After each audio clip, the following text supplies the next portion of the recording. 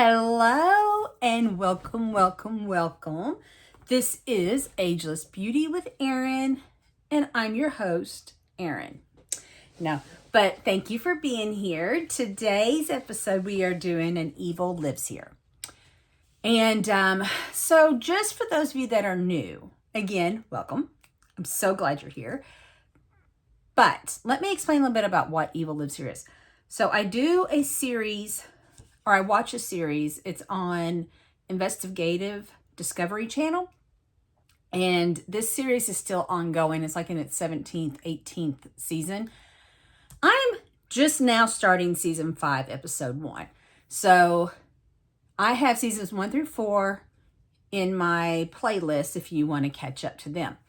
Now, because I am so far behind, I watch this on the Discovery Plus app that I pay for. So no plug here, no whatever.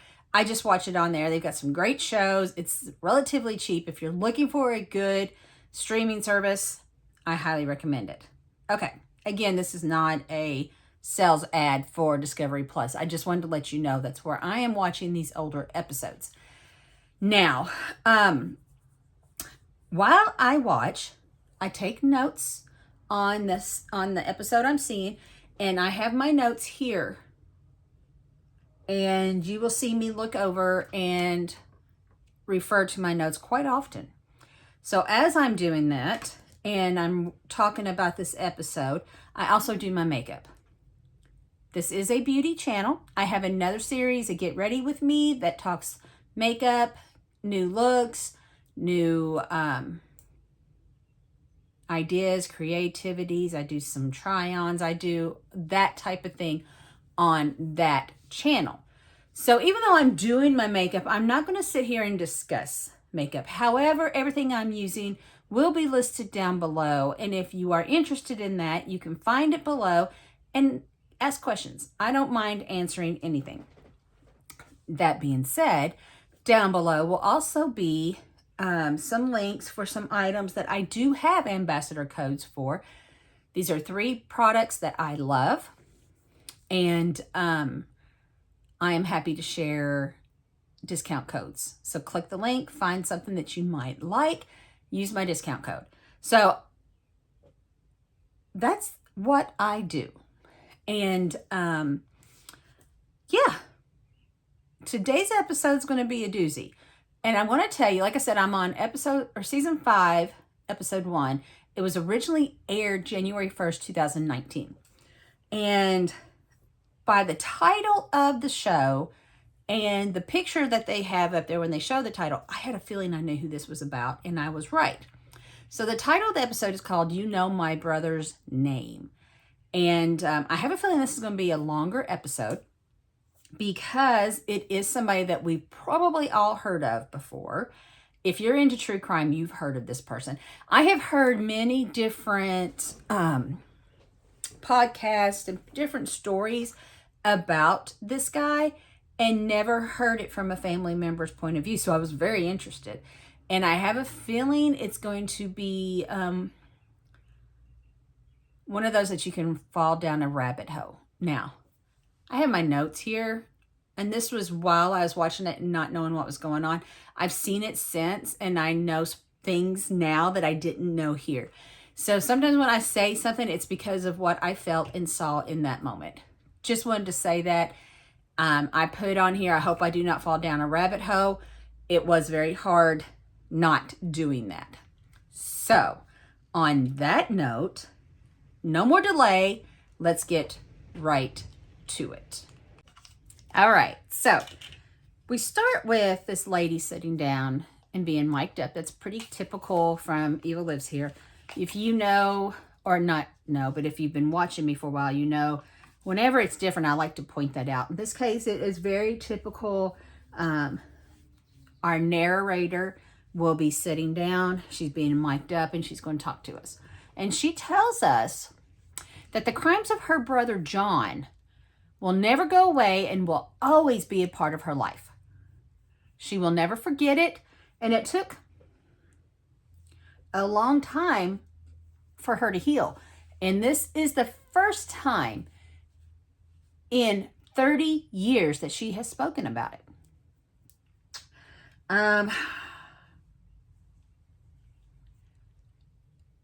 Again, I even point out here, we know who this brother is. But I've never heard it from a point of view from a family member. Like, it's usually somebody going through his story, his notes, his whatever. But here we're actually hearing it from an insider, and I find that interesting. And she's never, until 2019, she hadn't publicly talked about it. So we know this guy's story, but we find out really how it affected someone else besides the victims, obviously. Okay, so yeah.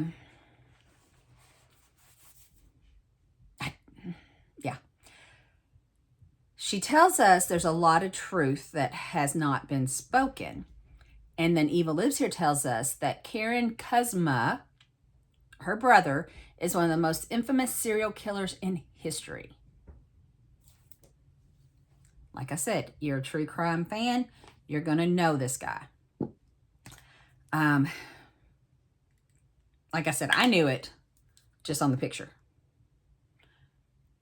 And it's funny because the picture on the series is from the reenactment, and I still knew who he was just on the reenactment picture. It'll explain itself. But yeah. So Karen tells us that there's a lot of people that didn't even know she had a brother. Like, when she had to recover and bury herself, she did it to the point she didn't even tell anybody she had a brother. Can't say I blame her. However, they didn't know she had a brother, but much less that he was John Wayne Gacy. And I will say, and I make a note here, and I think I'm right, I didn't go back and check, but I've been doing Evil Lives Here now for, what I say, this is episode 1 of the 5th season, and I've been doing it since episode 1 of season 1. And I think this is the most infamous person they've done. I've done episodes where I have heard of the person, but yeah, no, not to this extent. So I do believe this might be the most famous person Evil Lives Here has done. And now we see actual news footage. And for those of you that are new to the series, new to Evil Lives Here, I want to tell you a few things. Evil Lives Here is amazing at giving us actual footage from the time that everything happened, whether it be newspaper, whether it be photos. You see a lot of photos of the said person. In this case, it would be John and Karen, as they are growing up. And they do that every episode. You can see actual news reports, and they'll play parts of that, which they do here. You can see actual newspaper and articles. So Evil Lives Here does an amazing job of putting you in that spot and giving you actual things from that time period. And Evil Lives Here also will pop up every now and again on the screen with like this little black bubble. It's the best way to explain it, but it gives us pertinent information that they think we know or we need to know going forward. So in this case, Evil Lives Here has actual news footage, and it's like the police and the detectives, investigators, or whatever, and it's in John Wayne Gacy's house, and they're dismantling his garage in searching. And watching the real life footage is actually very, I hate to say cool or neat, because it's actually very tragic, but it is really cool to see it in that time. And I love getting this kind of information and seeing actual footage, because most of us, well, most of you probably weren't born yet. I was an infant, or I don't know when all this was happening. So I was young. if I wasn't an infant. So, yeah, I didn't actually witness any of this that I can remember firsthand. Let's just say that. So seeing it is, you know, really neat. Like I said, I'm not trying to make it okay. It's not okay. But I think about it, and I think of how my mom and my grandmother probably were glued to the TV during this time, and how now I'm finding out other ways, you know, obviously still through TVs and podcasts and stuff. But anyways, I've probably just made a mess of that. However, we'll continue. It is neat without being morbid. How's that? And so then they're showing this video, and then they show another video of, gosh, it's protesters, and there's got to be hundreds of them. And they are, the video's spanning this crowd. And this crowd is a,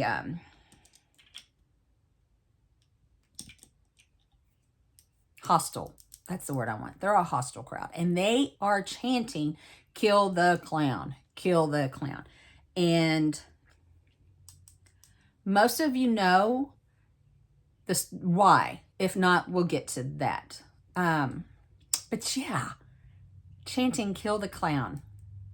And then you see in the crowd, people are wearing t-shirts with John's image dressed up as a clown, holding the balloons. And what did that the quote on the shirt would say, "No tears for the clown." I just was like, wow. Okay.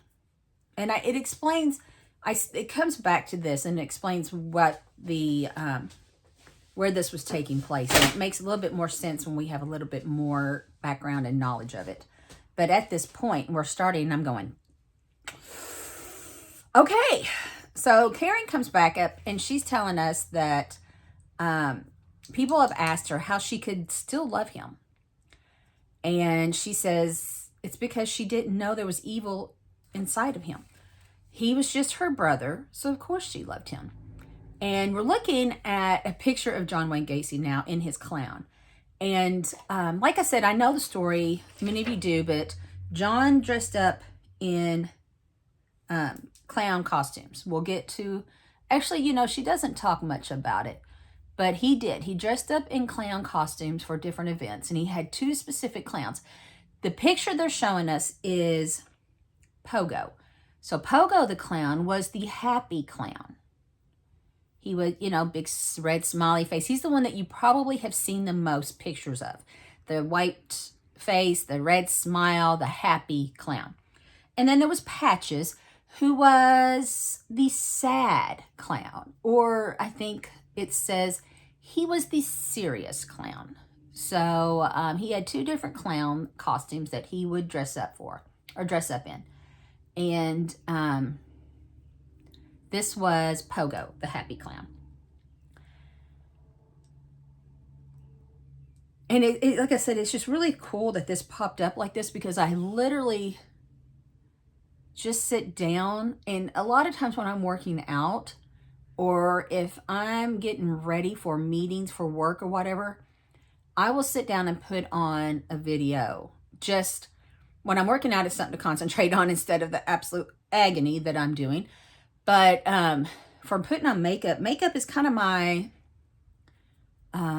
love. I love doing my makeup. And when I can put on a video and just sit here and decompress and not think about anything, that's what I do. And this, not that long ago, I put on a video, and it was about John Wayne Gacy. So I just kind of find that, I don't know, interesting. I don't know what else to call it. Anyways, back to I'm digressing, which is how I think this is going to be a long episode, because it's going to be really easy for me to get off on tangents on this. Anyway, she showed us a picture of John now, and he's maybe 10, 11, or 12. It doesn't tell us. Sometimes that's the bad part about seeing these. You don't really know their ages. But he's like 10, 11, 12, and he's got this really cute puppy dog, and he's hugging it, whatever. And she says, looking at him here, at that picture, You wouldn't guess that what this kid would do in 15 years later. And I really wish I knew how old he was. And even in this episode, I don't really think they talk about how old he was when his crimes were committed. If I had known, I could tell you how old he was in this picture. I could probably have looked it up. I didn't. I was trying my hardest not to fall in some kind of black hole when I was doing my extra research at the end. Karen tells us that her and John had a unique childhood. And, you know, they were close. She said he was always looking after her, taking care of her. She was the youngest, and he took her everywhere he went. She was like she said I was his little sidekick, his little tag along. And I thought that was cute. Maybe not so much what happens later, but it's cute at the moment. I'm glad they had that little bond.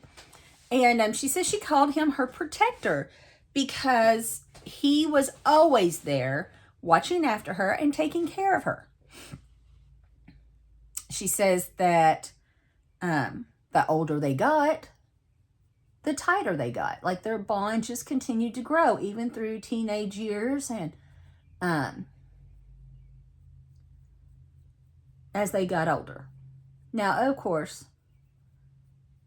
everything has an ending, and we'll get to that. And you see a lot of pictures. Like I said, they show you pictures. There's a lot of pictures of her and him growing up. Now, she tells us, and she doesn't go into a lot of what I'm about to talk about. And obviously, for John's story, this was very important. But I'm telling you Karen's story, so we will only gloss over some of this. And I know I've literally sit here and debated, should I talk more about it? But it goes right into that rabbit hole I'm trying not to fall into and make this like a 2-hour video. So Karen tells us that John wasn't like the other boys in the neighborhood. So like you get the other boys in the neighborhood, they wanted to play football or basketball or baseball outside, you know, into sports. John could care less about sports. He was more into planting flowers, singing and cooking or whatever. And their dad did not like that. Their dad, wanted John to be a, quote, manly man, end quote. And John wasn't. And it really was to the detriment of their father, who really wanted John to be manly. And she tells us that if their dad came home and John was doing any of those, gardening, singing, cooking, or whatever, oh, he did not like it. And, quote, the razor strap came out, end quote. And Karen says it would just depend on if their dad was drunk or not, on how hard John would get a beating. Now, this is basically the end of what Karen talks about the abuse that John took from the father. And I'm not going to sit here and say that it's an excuse at any type, but there's a whole lot more to this abuse than what Sister is telling us. However, like I said, in the effort to not go buck wild on this episode, I'm only going by what Karen tells us. So she tells us after the beatings, she's telling us first that John never tried to defend himself. He was literally his dad's punching bag. And after a beating, he'd go upstairs to his room and close his door. She said, I had no idea what he was doing up there, but he wouldn't talk to anybody afterwards. And Karen says that John was always being yelled at by their father. Like I said, he was his dad's punching bag. And literally, that's all she says about it. I know there's a whole lot more to the story, but I will end at that on the abuse. I don't know if Karen doesn't tell us because she doesn't know all of it. I don't know if Karen doesn't tell us because she was ashamed of it. I don't know if Karen herself took abuse. That's literally a little snippet of what we got. So, onward. Karen is telling us now that John hated to clean his room. So he paid her weekly to go in and clean his room.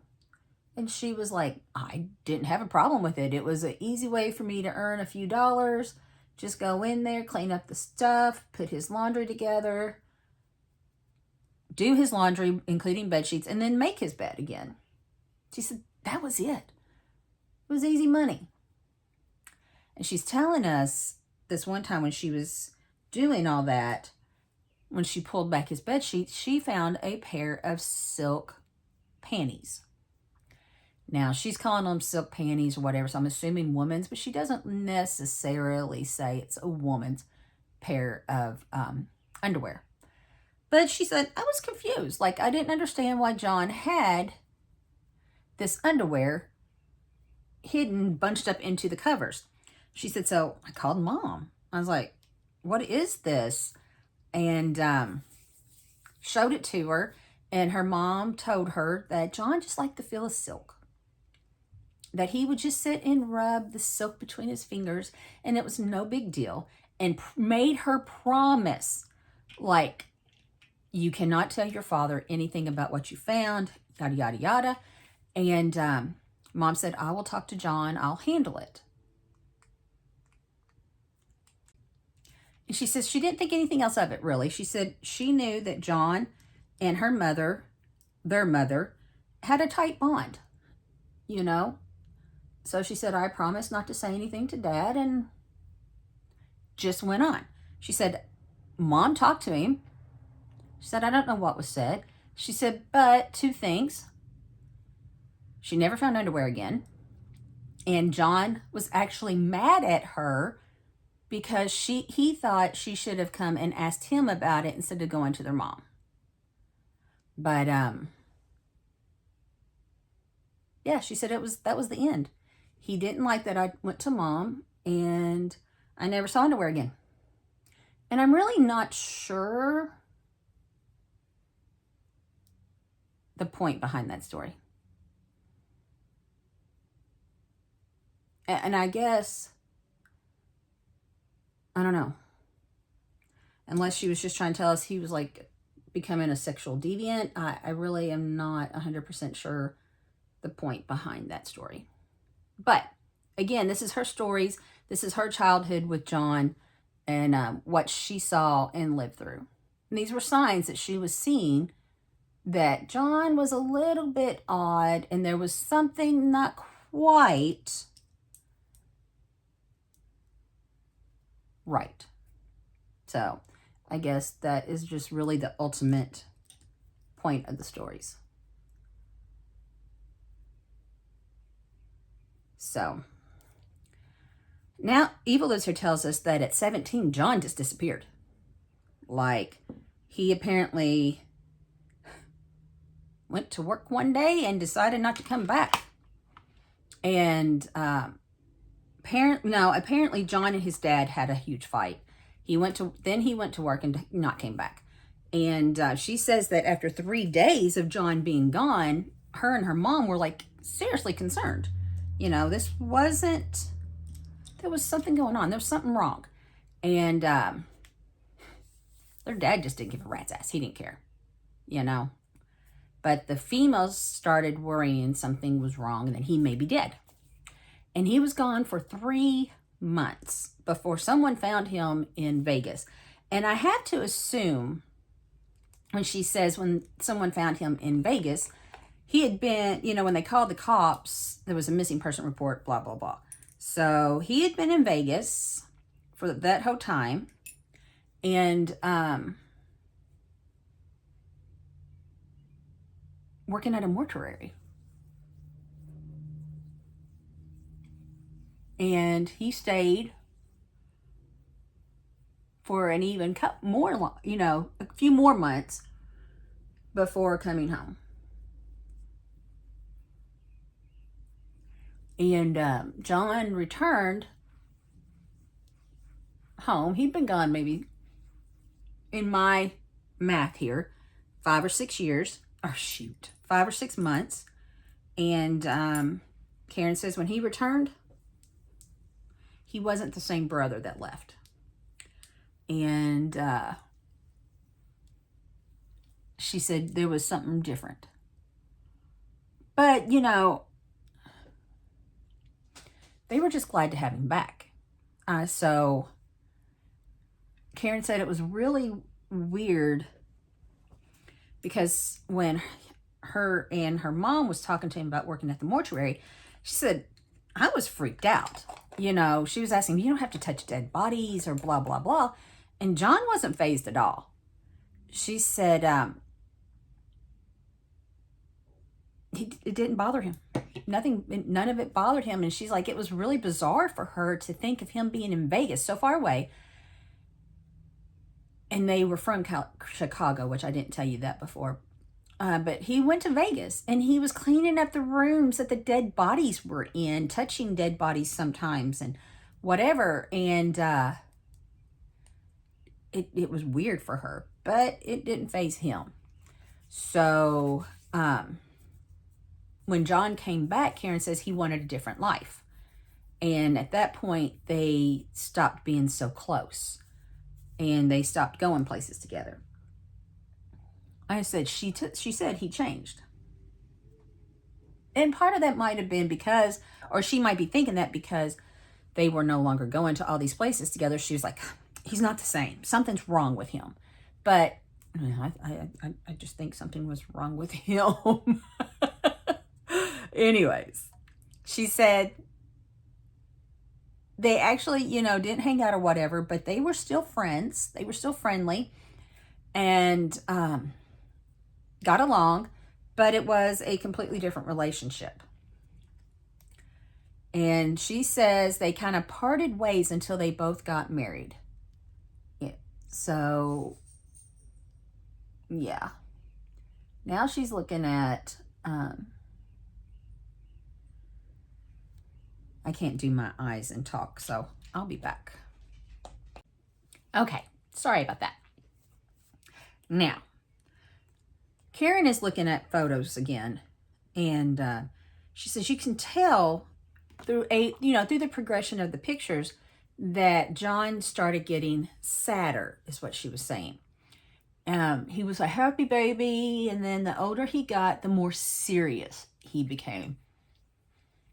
And the more he changed. And then she tells us a story of when a time that their uncle, and they're older, so I don't really know how much older, but they're older. And their uncle was moving and needed help with the heavier boxes. So John, Karen, and Karen's husband-to-be. So I don't know, because she said the way she said that made me think maybe they were just dating at the time. They weren't like engaged or anything yet, but maybe they were, because of the story makes sense they were engaged. So now that I'm thinking about it, they were probably engaged. So anyways, the three of them are helping move. She says, the boys were actually carrying the load of the stuff, moving the bigger boxes, whatever. And the guys were kind of talking back and forth, teasing her about her husband-to-be, about being married life, having kids, settling down, yada, yada, yada. And her husband-to-be's name is Ron.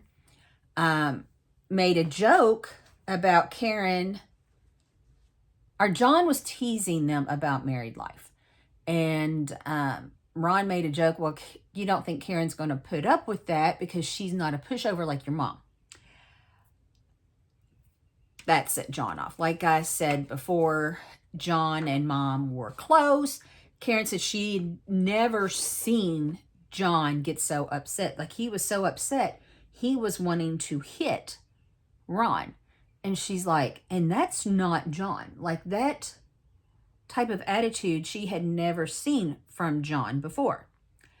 And he was like pounding on the car, the hood, the, windows, everything. And she said why John is having his temper tantrum, she told Ron to leave, get out of there. And, she stayed to talk to him, try to calm him down. But John was not having it. He was full on having a temper tantrum. And she said after that, Ron left, he calmed down or whatever, but John didn't speak to them for like 4 days. So, yeah, he just completely lost it when Ron made a joke about their mother. And again, Karen kind of glosses over, but I think Dad abused not only John, but for sure his wife. And I think, personally, when Ron said that their mom was a pushover, John didn't see it that way. She saw her as a victim. But again,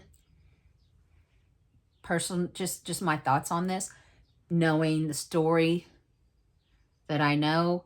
So, yeah, draw your own conclusions, whatever. And that's all the story about it. So,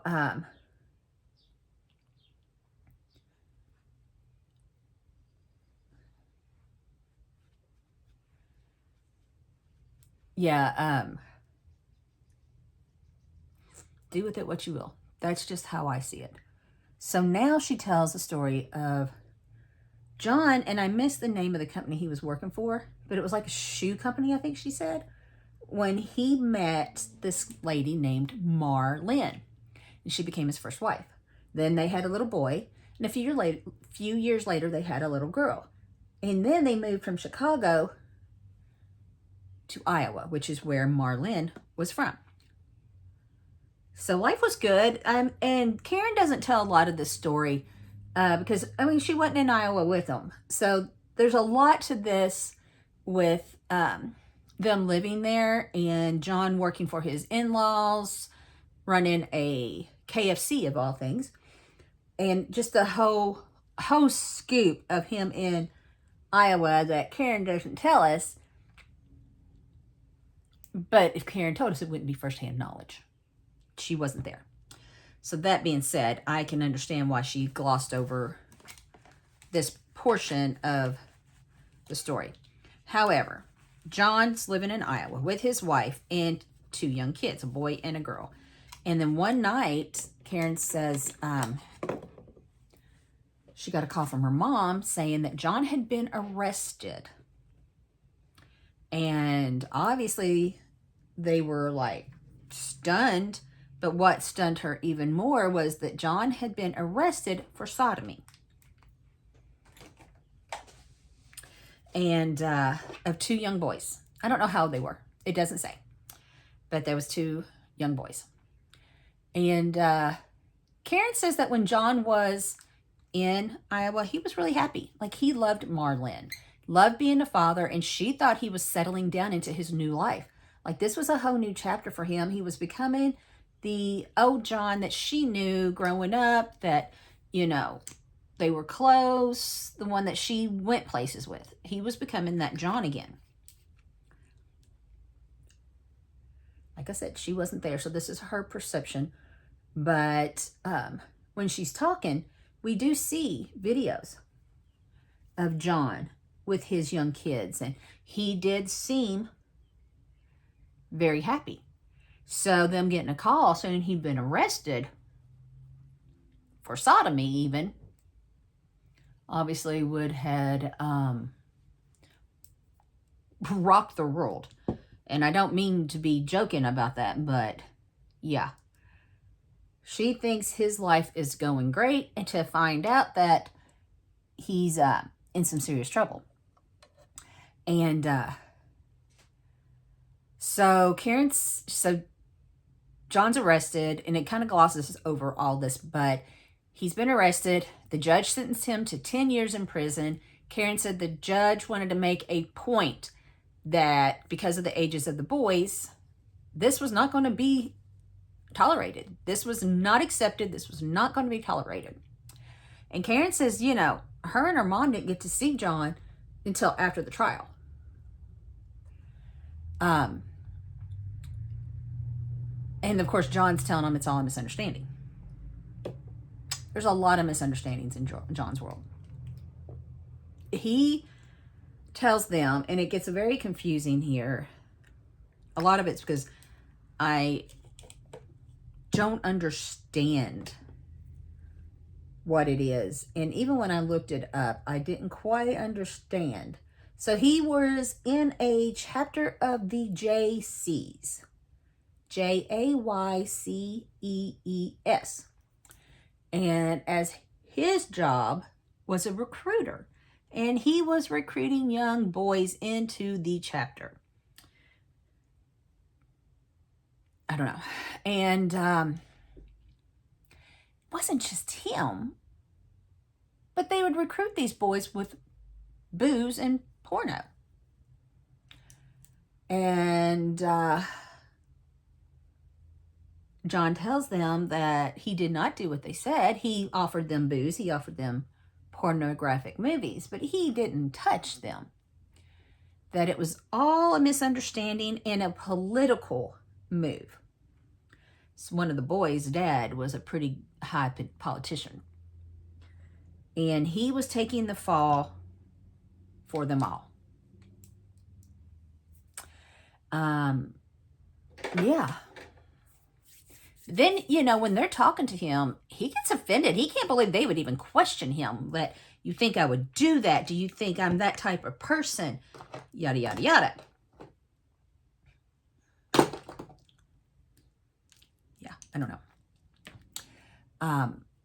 And Karen says, you know, hearing him talk, he was very believable.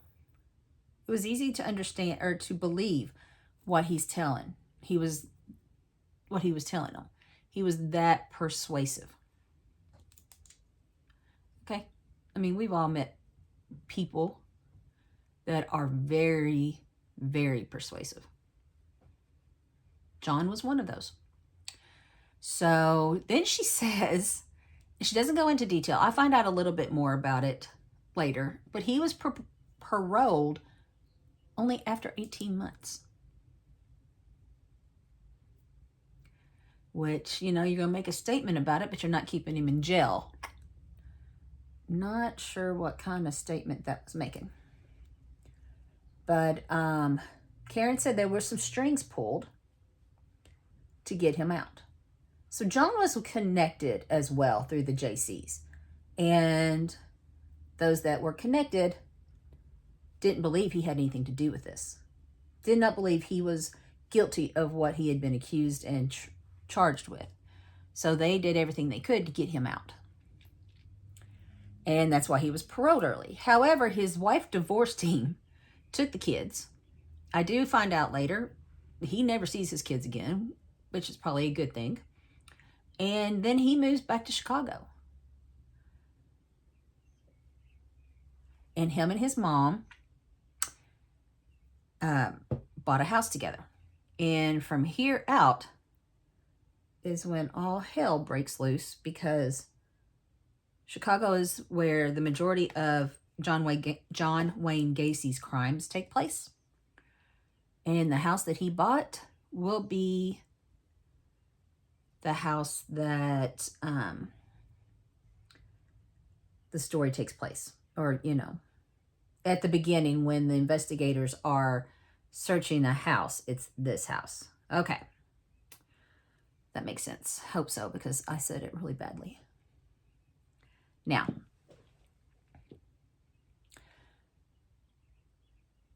we start talking to another woman, which is really weird because we've been with Karen this whole time, and then this other woman pops up, and they don't tell us who she is at first, but she's looking at a picture of John in the clown outfit. So he's in the pogo outfit in this picture. It's the same picture that they showed us before.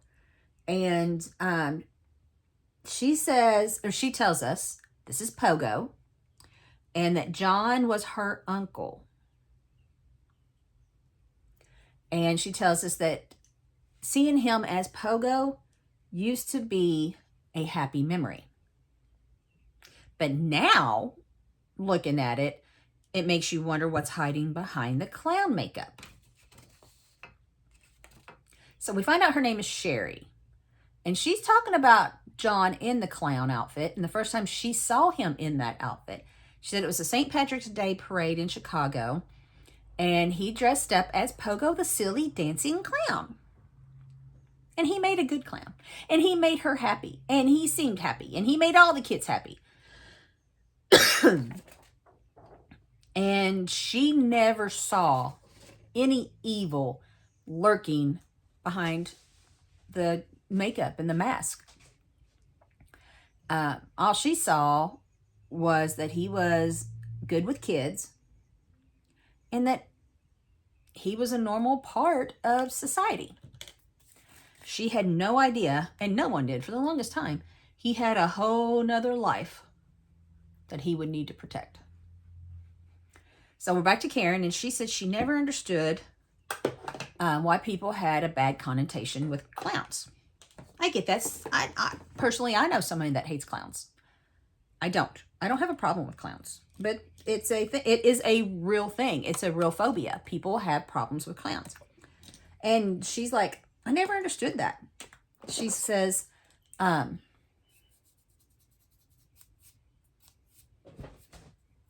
she now wonders that the reason he dressed up was maybe to get closer to boys. You know, he had been convicted of sodomy or whatever, and this was his way of dressing up to fool the children to thinking he was a good person. Okay, that's a legitimate concern and question.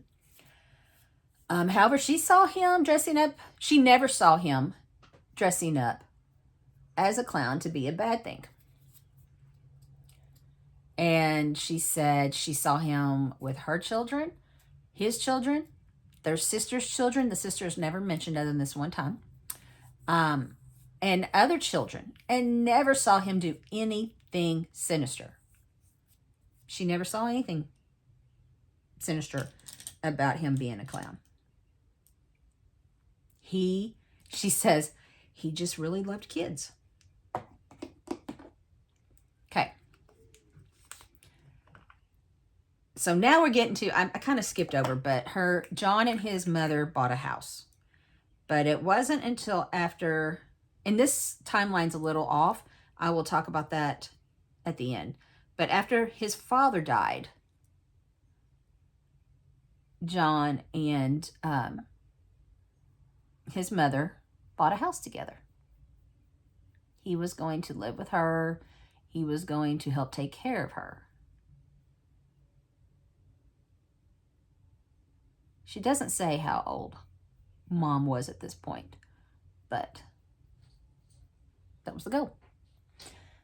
So Karen says the first time she visited the house, the first thing she notices, it had a really bad smell.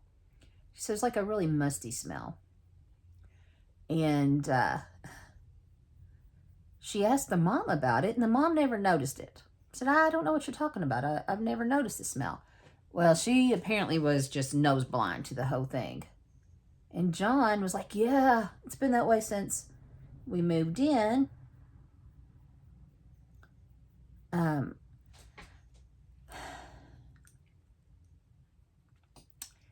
He said the smell was coming from underneath the house with the damp dirt in the crawl space. Okay.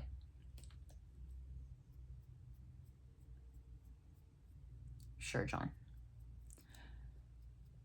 Anyways.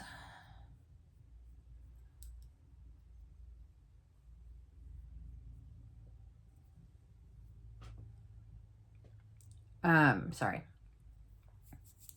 Now we see an actual video of John talking about this crawl space. And when it rained and it got wet under there, the smell would come up through the house. She says that he made a statement. She apparently just now thought of this. But he made the statement of, I don't know why I never cemented the crawl space. Now, Evil Lives There tells us that whenever Karen would visit John, his attitude started changing. So he was, I don't know. So Karen comes back and tells us the story of he had started his own business. It was kind of I forget what it was called, but he had his own business, and it was like painting and that type of thing. And he would hire young men to help him. But he was always complaining that he could never get good help and that he always had to do it himself, and he was working these really, really long hours. But, you know, when Karen questioned him, well, why don't you hire experienced workers? You know, his was like, well, they're cheap. But he was having lots of turnover because the boys would work and then never come back.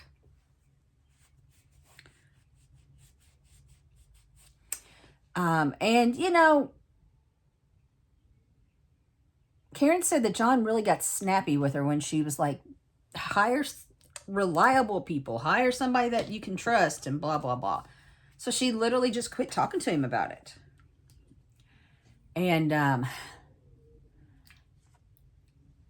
as I said, the boys would work and not come back, and a couple of them actually were missing that had worked for John. And then she says something. She's like, you know, he started working these really long shifts. He'd be working at 2, 3 a.m. And she's like, I didn't know what he could be doing at that hour, you know? But he was working these really long hours.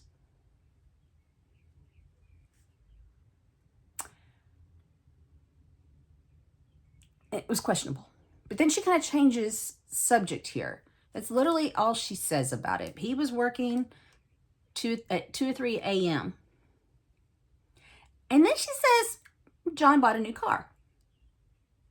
Okay. They do tie into each other. I didn't know why or how at first. And I'm like, okay, honey, I'm confused.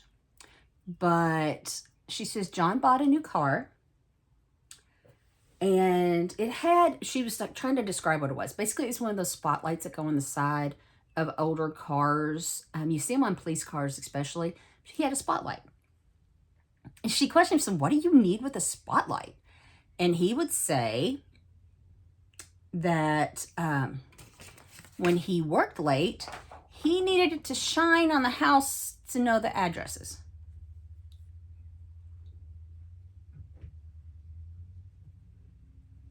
She thought it was odd. But because, you know, most people work during the day, so why would he need to be working? I mean, again, she went back to he was working these really long hours. 2 a.m. painting houses and whatever. And he needed the spotlight on his car so he could find out where these people lived.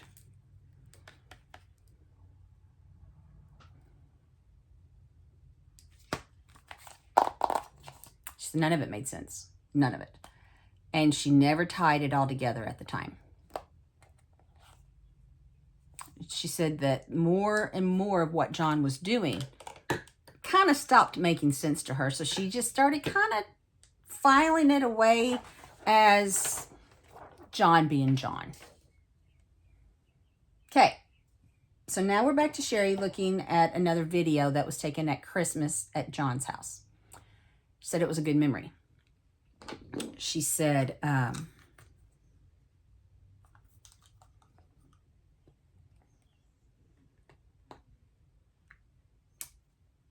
the good memories like this is what she is choosing to hold on to. But then she starts crying. I can imagine it was very traumatic being related to John Wayne Gacy. I have no doubt. But the memories that she's choosing to hold on to were the memories before she knew what he was turning into and what he had become. So Karen is telling us now about Thanksgiving. So I don't know, we kind of skipped, we were at Christmas, now we're at Thanksgiving. I don't know if same year, different year, whatever. But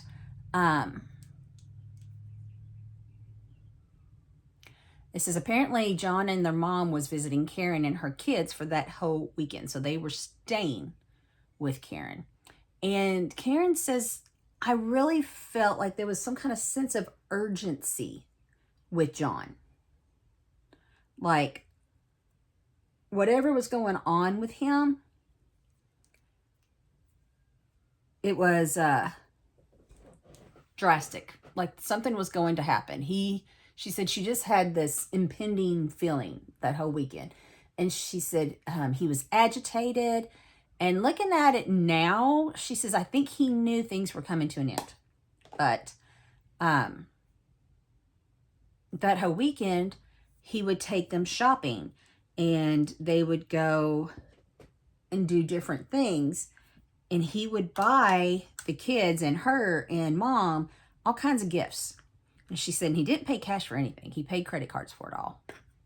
I don't know if that was just her way of saying he was planning on not paying his bills, or he was, struggling for money and hadn't told them. I don't really know why she made it a point to say that he didn't use cash. Anyways. So that whole weekend, he pampered them. He took them out. He bought them different things, toys, gifts, really played up the good uncle and loving uncle, whatever. And she said when he left, usually he would just kiss her on the cheek and go. It was just kind of, see you later, sis, bye. But this time she said he hugged her. He held on to her tight and was like, I love you, that type of thing. And she's like, something wasn't right. I knew something was not right. And yeah, she says now, looking back at that weekend and the events that happened shortly after, John knew that it was all getting ready to come to an end. So now she tells us that in December 1978, she got a call from John, which I'm assuming it's the same time period. Like I said, he was there for Christmas. He was there for Thanksgiving. And now it's December, that I'm sure that same year. And she got a call from John, and he was telling her there was some police at his front door. And she's like, oh my God, what's going on? Are you okay? Whatever, which I find the whole conversation that he called her with police at his door, a little odd. But, she doesn't act like it's odd, so maybe it's just me. But he's telling her there's police at his door, and they were questioning. Okay, so there was a missing kid, and he was last seen at a drugstore, and they were questioning everybody that was at that same drugstore at the same time the kid was, and he was there at that time. So he made it out that it wasn't just him being questioned, anybody that was at the drugstore at that time.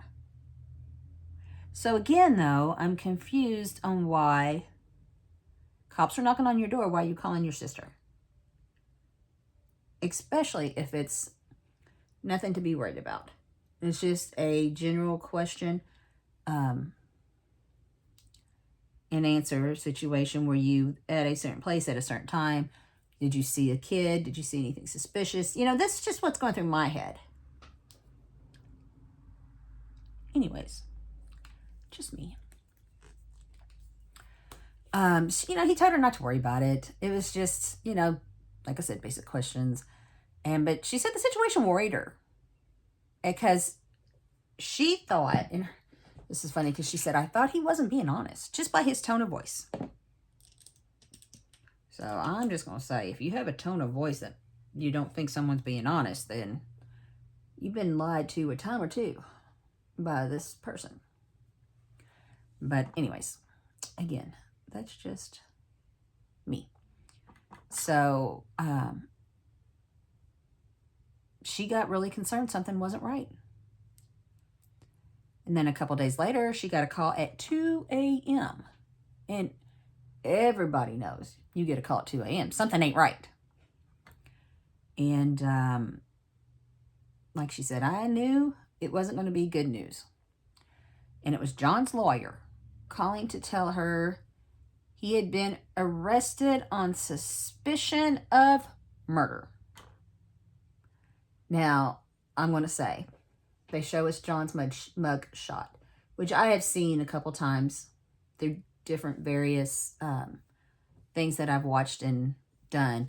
And the one thing that's always hit me that I hated, and I even mentioned it here, that I've hated that I thought was really creepy, was that in his mugshot, dude's smiling, like flat out cheesing, like he ain't got no care in the world.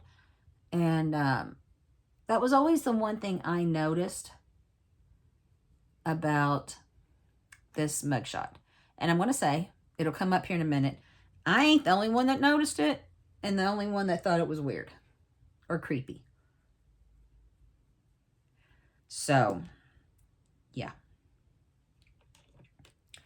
And then I find this little weird too, but it is like, what, in the 78? I don't know. The lawyer's talking to to Karen, and she's like, let me talk to John. It's 2 a.m. They're at a police station, and the lawyer's like, sure. So, yeah, they go get John. He gets on the phone with his sister. Do you find that weird? And she says, she asked him, did you kill somebody? And he said, yes. Again, I wonder if back in 78, were they recording these phone calls? Did they hope that he would say something incriminating? Because he did. But, yeah. I find that whole thing there a little odd. Anyways. So now Karen is looking at the mugshot that I just talked about. And she's saying, I hate this picture. Which, yeah. And then I find it funny because obviously when I'm writing my notes, it was before this part. And then she says the same thing. I hate this picture because he was smiling. I get that. And she says she doesn't know how somebody could be arrested for murdering a missing boy and be smiling and laughing. She says, and I quote, how could you as a human being look at that and not hate him? End quote. Well, I didn't necessarily hate him when I looked at that, but I will say I called out it being very weird.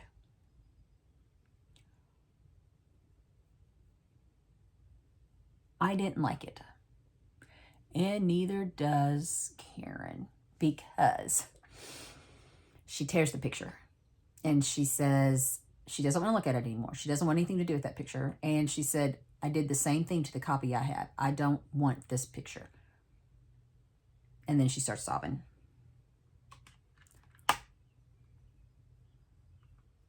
So, yeah. And of course, as you can imagine, her life is just starting to go downhill as all this starts to come out about John and what he has done. So, Evil Lister tells us Karen didn't know the full extent of John's crimes. I'm not surprised. So now we're back to the same news broadcast that started the episode, and they're talking about it. They're saying that this was during the search of John's home where they found decomposing remains of 3 bodies under the crawl space.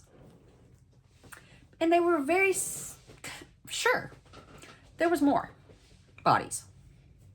And Karen says that it's creepy that when she thinks about it, that she was in that house. Probably in that house at the same time as those bodies underneath them. And now we're seeing more pictures of the house being completely torn apart. Like they are in, I'm assuming it's the kitchen. And they have completely tore up the floor to get to that crawl space. And where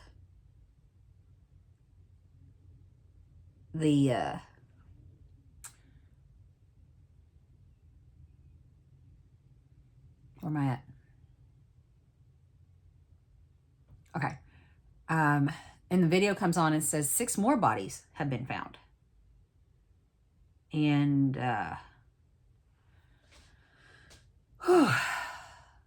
then another one with another 6 bodies. That brings the total to the house to 15. And all having been teenage boys or young men. And Sherry's back watching the same footage that I just was talking about, that I just watched. And she's visibly upset, crying, saying that this is when their lives changed.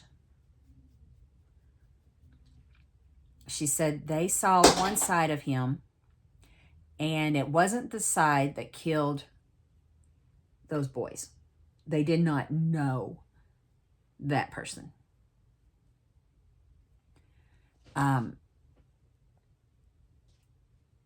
She did not know the person that could kill someone's child or sibling and take them away from them. And we're back to the video. And at this point, the police are saying they have now found, at last count, 27 bodies buried under the house and garage, and 2 more in a nearby river. So now Karen's back, and like I said, visibly upset, saying she didn't understand how somebody she grew up with and knew so well at one point of their lives that they shared a mother and a father could do that. And she never found an answer to how he could do that. So now Evil Lister tells us that Karen confronted John when he went to trial, but of course he denied everything. And we get more footage now. This is of John himself talking. We see quite a bit of this footage. And he says that they painted him as a monster who picked up altar boys off the street and swatted them like flies. And that it was ludicrous. And that wasn't like a word for word direct quote, but it's close. And Karen says he denied everything. Everything she questioned him, he denied. And then she's like, how did the bodies get under your house? And it got really confusing. Because she says he could tell her how it happened, and he started pointing his finger. But he never really says who. I guess he thought he was trying to imply he was being set up. But then Karen shows us like this big long thing of pictures of young boys and young men. And it never states it, not once. I'm assuming they are the victims. And John was pointing at that. So did he say these boys killed themselves and framed him? Or was there something in the story that was out of line or whatever, and editing didn't catch it? I don't know, but it was very confusing. However, we're back to John's interview, because I'm going to kind of gloss over that because it was so confusing. Because he's like, he was claiming he was set up, and he was set up, and he's pointing at the boys. that were dead. And they never really explain. Anyways, we're back to John's interview, and he states he has no knowledge of the crime and never had a knowledge of the crime. He says, go ahead and kill him, but you'll have executed someone who didn't commit those crimes. That's a direct quote from the interview. Yeah. Not sure I'm going to want this in this stick.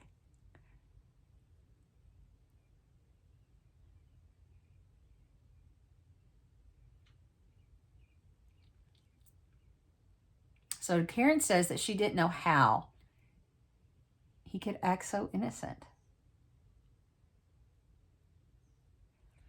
How he could act like he did nothing. And like I said, he was adamant. He didn't do that. Again, Karen says, how did those bodies get under your house? Okay. She states that he is too sane for it to be a mental problem.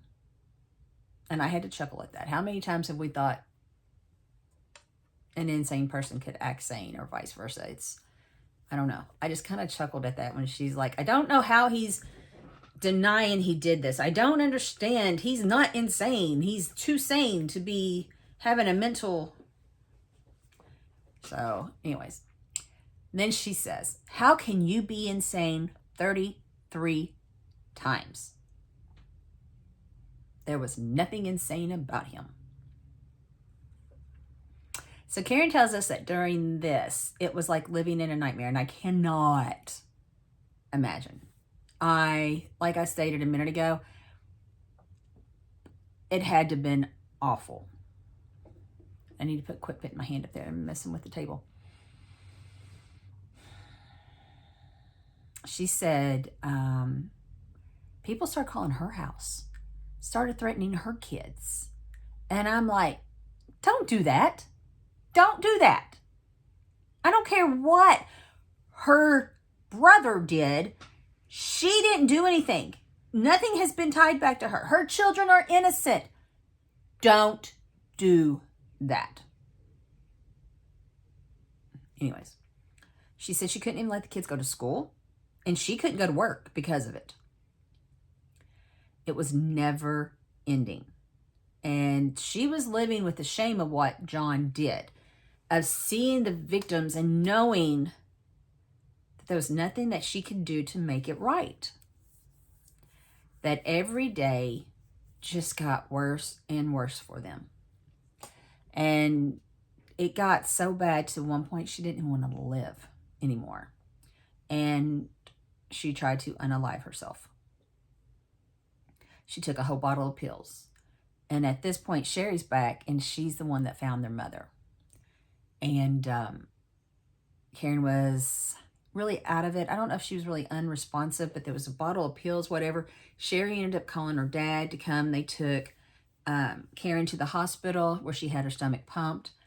And no, she wasn't unresponsive because she kept telling Karen kept telling Sherry, just let me die.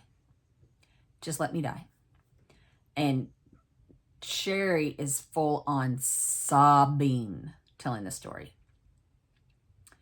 And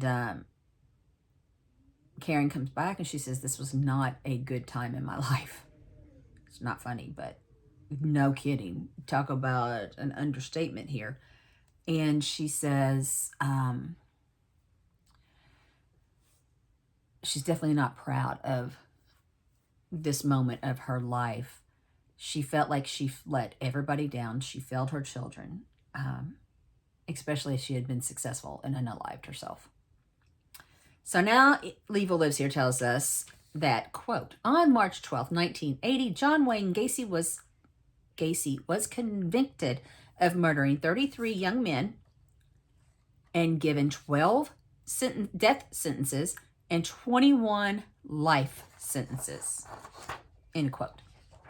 And Karen says, we kind of go back to the beginning, that a lot of people ask her over the years, You know, when I was talking about, when I say back to the beginning, I mean, when they ask her, how can you love him? But then they also ask her over the years what she thought about the sentence. And she says that she thinks it more than enough fits the crime. She wasn't upset over it because she had expected that sentence. So now Eva Lives Here tells us again that on May 9th, 1984, Karen said her final goodbye to her brother. And then Karen tells us that she spent an hour or so visiting John that day. So I am assuming this was his execution date. I'm trying to find a good way to put this, and I'm really not doing so good.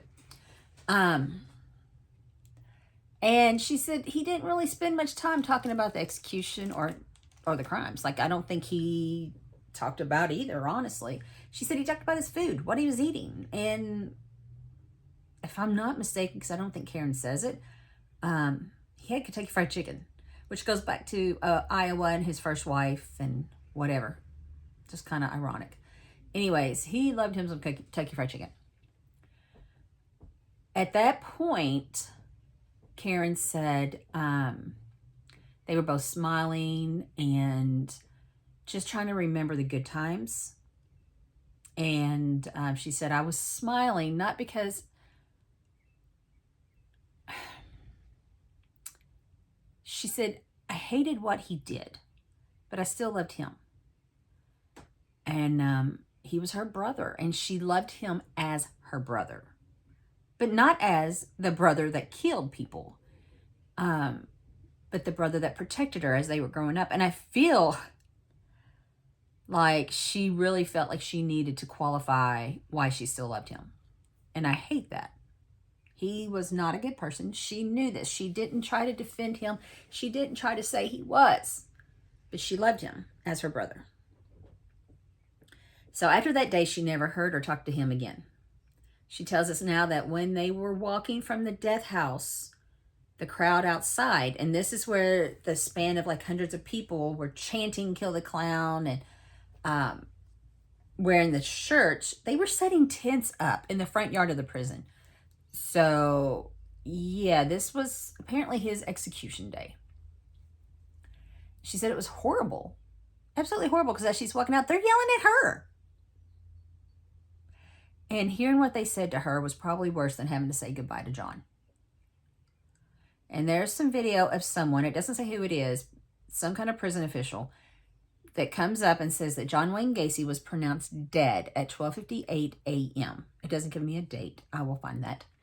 John's last words were to the effect of, and I do come back to this, taking his life would not compensate for the loss of others. And he basically said he saw this as the state murdering him, and he didn't think that it would serve justice. So I made a note here to try to find his exact last words. And yeah, there's some, just keep that in your head. Now, Karen says that after watching the video, she never remembered hearing the prison official say that. And she's angry that John would make that kind of statement, because he should had mentioned the families he crushed and ruined lives of, and says it made her feel more shameful of him after hearing that's what he said. And she says, honestly, I wasn't sure I could get more shameful of him. She says that she thought he made his peace with God. Apparently he told her he did. But if that is this statement, it's not possible. And now she looks at a picture of John, their dad, and John's holding his little boy. And he doesn't even look like he's a year old yet. But he's sitting up, so he's on the closer side to one. Anyway, she said she could cry looking at that picture because John looked so content. He looked like a family man, but he was a master of manipulation. There was no doubt about that. And he could act as normal as anyone sitting in this room. That's what she said. And that it was scary because that means you really never know anybody. Now, we're going to Google this. And I I reined it in. It wasn't easy. I reined it in.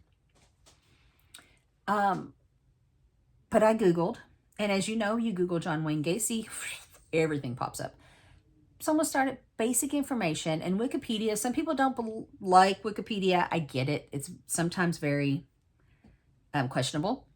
But in this case, there's so much about John Wayne Gacy. I'm pretty sure it's going to be as close to the truth as I can find. So, John Wayne Gacy was born in Chicago, Illinois, March 17th, 1942. Executed at the Statesville Correctional Center, Crest Hill, Illinois, May 10th, 1994. He was an American serial killer and sex offender who raped, tortured, and murdered at least 33 young men and boys near Chicago, Illinois. He became known as the Killer Clown due to his public performances as the two clowns prior to the discovery of his crimes. Gacy typically would lure a victim to his home and dupe them into donning handcuffs. It was all a magic trick. It's just, you're going to help me figure out this magic trick. Then he would rape and torture them and eventually end up killing them either by asphyxiation or strangulation with a garrote. 26 victims were buried in his crawl space of his home. And I'm just going to say, musty smell my ass. That shit had to stink. Anyways. There were 3 buried elsewhere on the property. 4 were discarded in the local river. He murdered his first victim in 1972. Murdered. He murdered twice more by the end of 1975. And at least 30 victims after his divorce from his second wife in 76, which we will touch on that, on his wife. The investigation into the disappearance of a teenager named Robert Piest led to Gacy's arrest in December of 78. His conviction for 33 murders by one person, one individual. At that time, I don't know if it still holds up, was the most homicides in U.S. history. The same day Gacy was convicted of sodomy in Iowa, so we're moving back to the first wife. He was married, had 2 kids, was arrested for sodomy. The day he was convicted, his wife petitioned for divorce, requested she be awarded the couple's home and property, sole custody of their 2 children, and alimony. The court ruled in her favor. The divorce was finalized in 1968. Gacy never saw his first wife or his children again. Like I stated, I got stuff all over my teeth. It's probably a good thing. What isn't mentioned here, or in the Evil Lives Here story, was that as part of his pardon for his release at 18 months, remember he got out of prison after 18 months, he had to move to Chicago and live with his mother. So he didn't just move to Chicago and mom and him decided to buy a house. He had to. And what is also not mentioned was that his father died while he was in prison and he wasn't allowed to attend the funeral. So we didn't hear anything about Gacy's second wife. He married her in 71, shortly after he and his mom moved into the new house. Her name was Carol, whom he dated briefly in high school, so he knew her when he was younger. Carol had 2 young daughters from a previous marriage, and they moved into the same house that he and his mom were living in, the one that stunk, that nobody noticed. They were married in July 1st, 1972, and his mother moved out of the house right before the wedding. In 1975, Gacy told his wife that he was bisexual, and shortly after stopped having sex with her. And I kind of condensed this. This is a whole long thing that was on here. But he spent most of his evenings away from home, only to return in the early morning with the excuse of working late. So this must have been at the time where Karen said he was working to 2 or 3 a.m. Carol observed Gacy bringing teenage boys into the garage in early hours, and also had found gay pornography and men's wallets and identification inside their house. When she confronted John about these items, he informed her that it was none of her business. In October 75, after a huge argument, Carol asked Gacy for a divorce. He agreed. By mutual consent, they continued to live at the house until February of 76, so for only a couple months. And on March 2nd, the divorce was final. On the false decree of Gacy Casey's infidelity with women. So Carol agreed to falsify that he was having affairs with women, not men. So again, it talks about the two clowns, Pogo the Patch and Patches. Pogo was the happy clown. Patches was the serious, sad clown. I'm sad too when I have to be serious some days. Now, I did a search for John Wayne Gacy's last words. This was so confusing because according to everything I saw, and I'm talking about the NewYorker.com, I'm talking about People.com, major news outlets said that his last words were, "Kiss my ass." That's bothering me.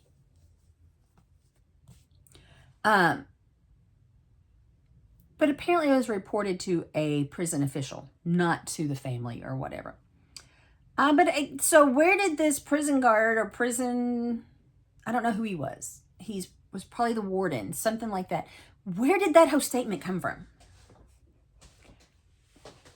Could not find out. Curiouser and curiouser. It never said that he said anything other than kiss my ass.